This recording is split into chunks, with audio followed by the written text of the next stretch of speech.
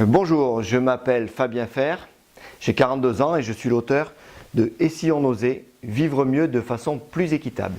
Alors aujourd'hui, je me propose de vous présenter le système économique que je décris dans mon livre. Le système que je propose est totalement différent de tout ce qui existe à l'heure actuelle. Je suis parti d'un constat que notre planète allait mal et je me suis dit, il y a des gens qui sont très engagés, il y a des gens qui ne sont pas du tout engagés. Donc les gens qui sont très engagés sont peu nombreux, alors que les gens qui ne sont pas du tout engagés sont très nombreux.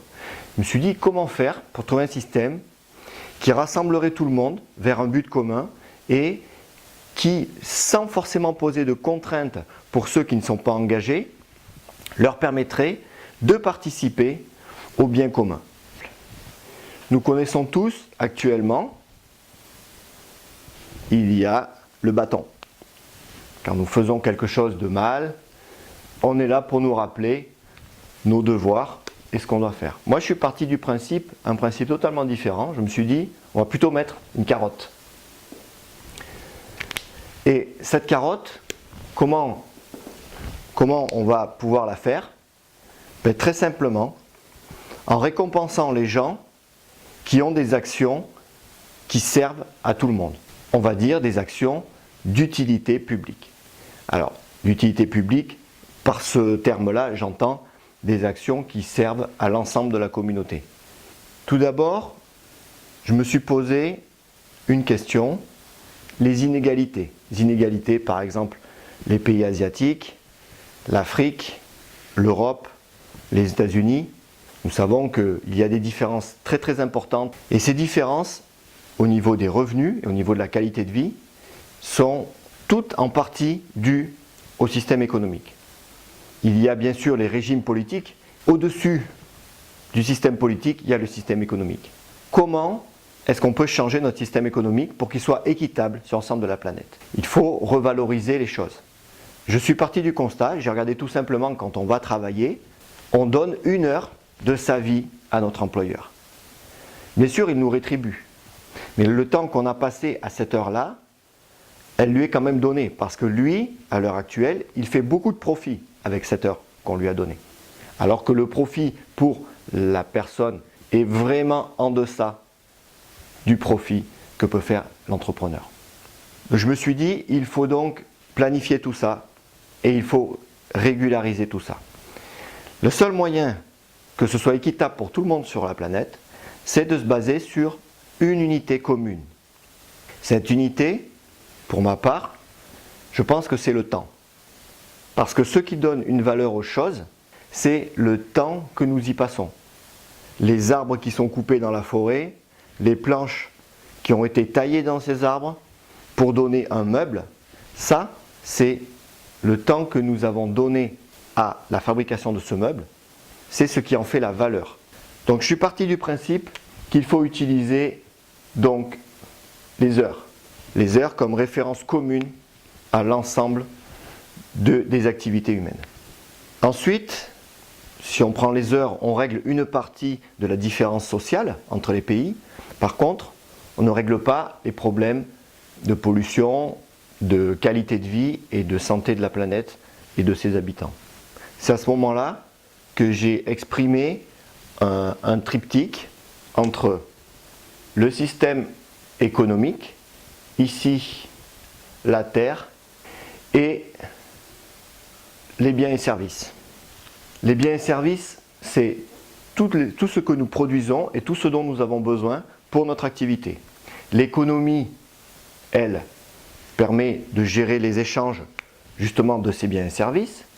Les biens et services ont besoin de la terre pour être fabriqués.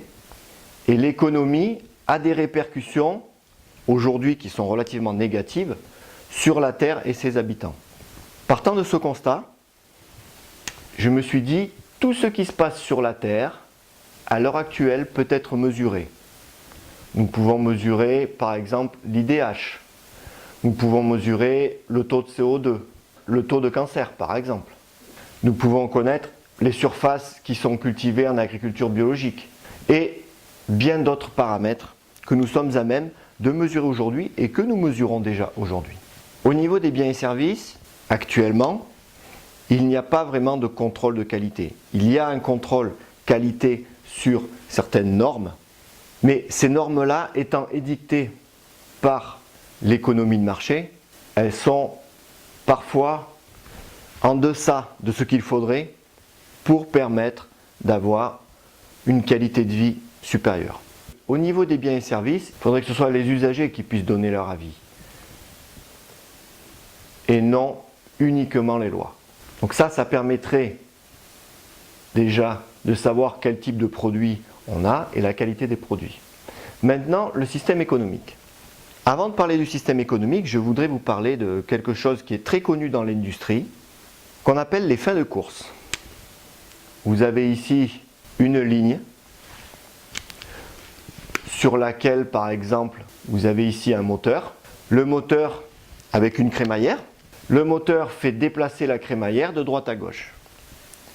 Dans l'industrie, il y a ce qu'on appelle, ici, il y a ce qu'on appelle un fin de course. Le fin de course permet, lorsque la crémaillère est arrivée en butée, c'est-à-dire lorsque la crémaillère est ici, ça déclenche un contact pour dire stop, on est allé trop loin, maintenant il faut s'arrêter. Je pense que le système économique, à l'heure actuelle, n'a pas de fin de course. Si, plutôt, il a un fin de course. Le fin de course, à l'heure actuelle, c'est la stabilité ou l'instabilité sociale. Parce que quand on pousse les gens au-delà de leurs limites acceptables, ça crée une instabilité sociale et c'est la limite à partir duquel on se dit oui, il y a peut-être un problème dans l'économie, il faut peut-être qu'on lâche du lest. Pour moi, c'est pas quelque chose qui est périn. On a beaucoup parlé de travailler plus pour gagner plus et effectivement dans mon livre, travailler plus pour gagner plus, c'est aussi possible. Mais ce que je défends moi, c'est vivre mieux pour gagner plus. Alors, comment on va faire? On va faire un système de contrôle, d'autocontrôle, ici, entre la Terre, la santé de la Terre et l'économie. Et ce système va permettre d'autoréguler l'économie en fonction de comment nous allons sur Terre ou comment va la Terre. Comment ça marche? Ça marche avec ce principe dans l'industrie des fins de course ou des systèmes d'autorégulation. Il y a des systèmes où il y a ici ce qu'on appelle une consigne. Cette consigne, on va dire qu'ici on alimente avec une certaine tension le moteur. On lui donne une consigne, accélère, ralentit. Et le moteur ici, il va créer donc un mouvement. Donc tout le monde connaît ce principe du régulateur de vitesse de la voiture. On lui met une consigne à 120 km/h, il simule l'appui sur la pédale, ça donne une action, c'est-à-dire l'accélération du véhicule, et avec une mesure qui est faite en permanence, lorsque l'on arrive à 120 km/h, on n'accélère plus. Jusqu'à ce que, par contre, on continue à prendre la mesure, jusqu'à ce qu'on soit à un niveau en dessous du seuil. Par exemple, le seuil minimum ici, ça serait par exemple 118. Lorsqu'on arrive à 118 km/h, hop, on réaccélère un petit peu. Et en permanence, le système est autorégulé. Alors moi, je suis parti de ce principe-là pour le système économique. Ici, c'est nos comportements. Ici, ce qu'on va mesurer, c'est la Terre. C'est ça en fait. Et la consigne, ici, en fait, c'est un coefficient qui serait un coefficient individuel calculé sur la base de la santé de la Terre. Calculé donc sur toutes les mesures que l'on a faites ici. Ici, les mesures calculées. Ici, donc en entrée, ça serait donc notre salaire. En fonction de la santé de la Terre, on gagne plus ou moins. Et plus nos comportements vont changer, plus la Terre va aller mieux, plus on va gagner. C'est un système qui est donc autorégulé et autogéré. Parce que si certains ont le contrôle sur cette partie-là, actuellement ce sont les banques qui ont le contrôle sur cette partie-là, il y a un conflit d'intérêts, puisque c'est elles qui sont à l'origine des problèmes sur la Terre et qui conditionnent la production de produits, de biens et de services. Rien, à l'heure actuelle, rien ne les contraint. Elles ont, entre guillemets, un pouvoir suprême. Moi, ce que je pense, c'est qu'il faut arrêter d'avoir un système bancaire centralisé et il faut avoir un système distribué, où en fait tout le monde peut agir avec tout le monde. Ce qui permet donc une autonomie autorégulée, autonomie, la liberté, un système qui est également donc autorégulé, mais autogéré. Donc là, on peut voir que la carotte, en fait, c'est nos comportements, c'est le coefficient. Comment on peut mettre en place un système comme ça? Actuellement, nous avons quelque chose qui s'appelle le Bitcoin. Le Bitcoin, c'est un porte-monnaie électronique, exactement comme un compte bancaire, sauf que c'est vous qui en êtes le propriétaire. Il n'est pas hébergé par une tierce personne. Vous pouvez l'héberger sur votre ordinateur, par exemple. Je pense que c'est quelque chose qui est très intéressant dans le principe. Actuellement, le Bitcoin, il a été récupéré par l'économie de marché, et donc il y a eu l'offre et la demande qui sont arrivées donc sur le Bitcoin.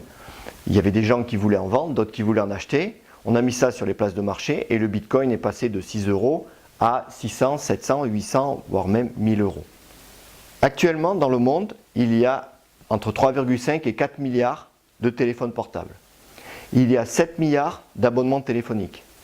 Et à mon humble avis, les échanges de demain se feront au travers d'échanges électroniques.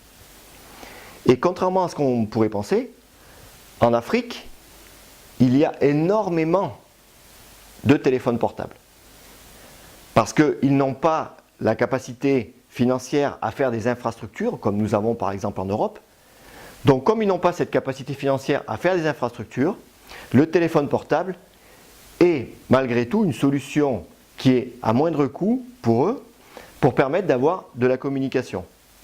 Je vous parle du téléphone portable parce qu'à mon humble avis, ça va devenir le support des échanges de demain. Voyons voir maintenant un petit peu plus en précision sur ce que je décris dans mon livre et le système économique que je propose. On a vu tout à l'heure qu'on se basait donc sur les heures. Ça veut dire que vous allez travailler 1 heure pour un patron. Il va donc vous verser 1 heure sur votre compte qu'on va appeler le porte-monnaie électronique. Allez, je l'appelle PME pour rire. Le porte-monnaie électronique. Si on reste sur cette base-là, c'est-à-dire 1 heure égale 1 heure, bon, on n'a rien apporté de particulier. Tout à l'heure, on a dit, on va se baser sur les comportements. Donc, on va prendre en compte ici les comportements et on va le multiplier par un coefficient, on va dire 1,2 par exemple. Donc ça donne 1,2 heures. Ce coefficient, c'est quoi? C'est la consigne qu'on voyait tout à l'heure ici. C'est celle qui est basée sur la santé de la planète. Plus la planète ira bien, plus on gagne. Et plus on aura la possibilité de gagner encore plus en changeant nos comportements. Ensuite, il y a un autre point intéressant, ce sont les impôts. Actuellement, nous payons les impôts après coup. Dans mon système, ce que je propose, c'est que les impôts soient payés à la source, mais non prélevés. C'est-à-dire que en fait, c'est le système ici du porte-monnaie électronique qui va venir dédoubler l'heure que vous avez reçue pour en donner, on va dire, la copie à l'État. Et ça sera le paiement de l'impôt. Ça va permettre également le calcul du PIB. Ensuite, ici, on va pouvoir le différencier en 2 types d'heures. Les heures de création et les heures de destruction. Création de richesse, par exemple construction d'un immeuble, ou destruction, par exemple destruction d'une maison. Ça va permettre ici de pouvoir calculer un PIB et également un taux, ici, un taux de création de richesse, qui va être très simple à calculer, c'est la création sur la destruction. Et là, on va pouvoir voir notre pays où il en est. Est-ce qu'on produit? Est-ce qu'on détruit? On va pouvoir prendre au niveau de la politique à établir, de favoriser certaines actions au travers justement des coefficients. Alors, les coefficients, comment on définit le coefficient? Lorsque vous allez créer votre compte, votre porte-monnaie électronique, vous allez donner quelques informations. Vous allez donner des informations, exemple le nombre d'enfants que vous avez, le type de véhicule, exemple un 4x4 ou un vélo, 4x4, vélo, la maison, qu'est-ce que vous avez comme maison? Vous vivez en appartement, vous avez une maison individuelle, vous avez une maison secondaire, etc. Vous allez également mentionner les études que vous avez faites. Et après, ici, on peut définir tous les paramètres que l'on veut, sur lesquels vont être basés le calcul de votre coefficient personnel. Et là, je dis bien votre coefficient personnel. C'est-à-dire que n'importe quel employeur qui va vous employer pour n'importe quel travail, ça n'a aucune espèce d'importance. Ça n'a aucune espèce d'importance. Puisque lui, il va toujours vous donner 1 heure. Que vous soyez balayeur, que vous soyez ingénieur, il va toujours vous donner 1 heure. Après, on verra que l'on peut également étendre le système sur la consommation. C'est-à-dire qu'on va prendre en compte ce que les gens consomment pour venir modifier le coefficient. Mais alors avec un temps de résilience. C'est-à-dire, vous consommez par exemple, vous consommez des produits bio à un moment donné, ça va donc augmenter votre coefficient, et puis dans le temps, votre coefficient diminue à partir de l'achat que vous avez fait ici. Si vous rachetez des produits bio à ce moment-là, hop, votre coefficient réaugmente et il rediminue. Si après vous ne consommez plus de produits bio, il va diminuer. Là, je sais ce que vous êtes en train de penser. Vous êtes en train de vous dire, c'est du contrôle, on a accès aux informations, on sait tout ce que fait la personne. Non. Souvenez-vous, vous êtes ici, vous êtes l'hébergeur de votre propre porte-monnaie électronique. Et c'est lui qui gère tout ça. C'est-à-dire que toutes ces informations-là, tout ça, vous l'avez en local sur votre, par exemple, sur votre ordinateur, sur votre téléphone portable. Personne n'y a accès. Donc, votre vie privée est parfaitement conservée. Il y a un seul moment où d'autres personnes vont y avoir accès, c'est lorsque vous allez être contrôlé. Parce que c'est très simple. On peut dire, voilà, moi j'ai le minimum, j'ai pas d'enfant, je roule en vélo, je vis dans un appartement de 10 mètres carrés et j'ai fait 5 diplômes d'ingénieur. Alors effectivement, vous allez faire exploser les scores avec le coefficient, c'est très simple. Le principe est de mettre en place au sein du réseau 2 contrôles annuels par des personnes qui sont tirées au hasard et tout le monde doit contrôler 2 personnes par an. Tout le monde.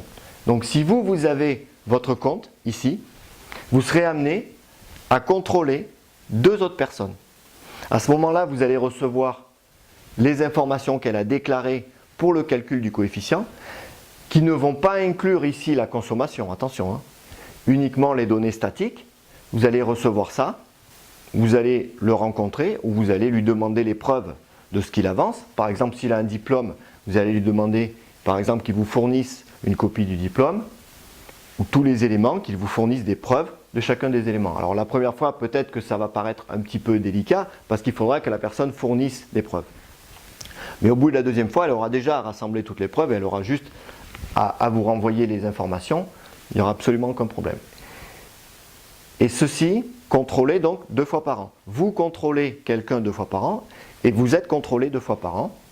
L'avantage de ça, c'est que quand vous êtes contrôlé, donc ça valide votre compte et vous continuez donc à l'utiliser en l'état.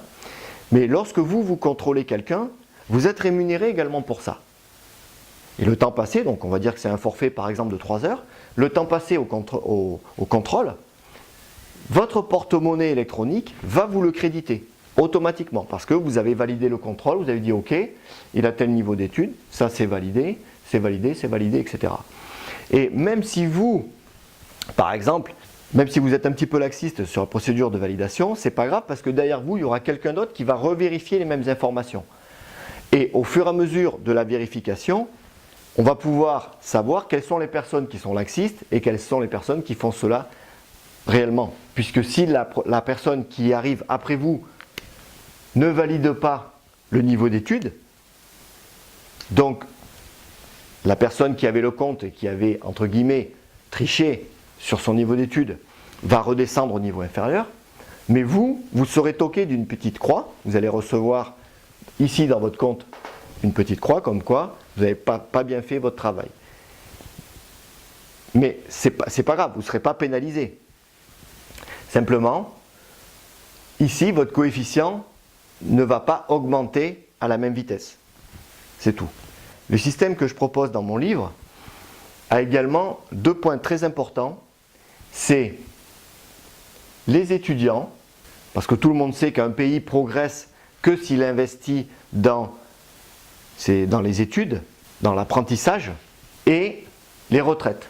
Actuellement, nous avons un gros problème de retraite, et à mon avis, le problème de retraite, il est très simple à résoudre. Nous avons vu ici que lorsque l'on travaille, on vient dédoubler les heures pour envoyer à l'État. Maintenant, on va partir sur l'hypothèse que le porte-monnaie électronique est capable, en fonction ici de votre situation, quand vous écrivez ici votre situation, vous mettez étudiant, le porte-monnaie électronique, il sait qu'est-ce qu'il a à faire. Et ce qu'il a à faire, c'est à vous donner un revenu minimum pour ces 2 catégories de personnes.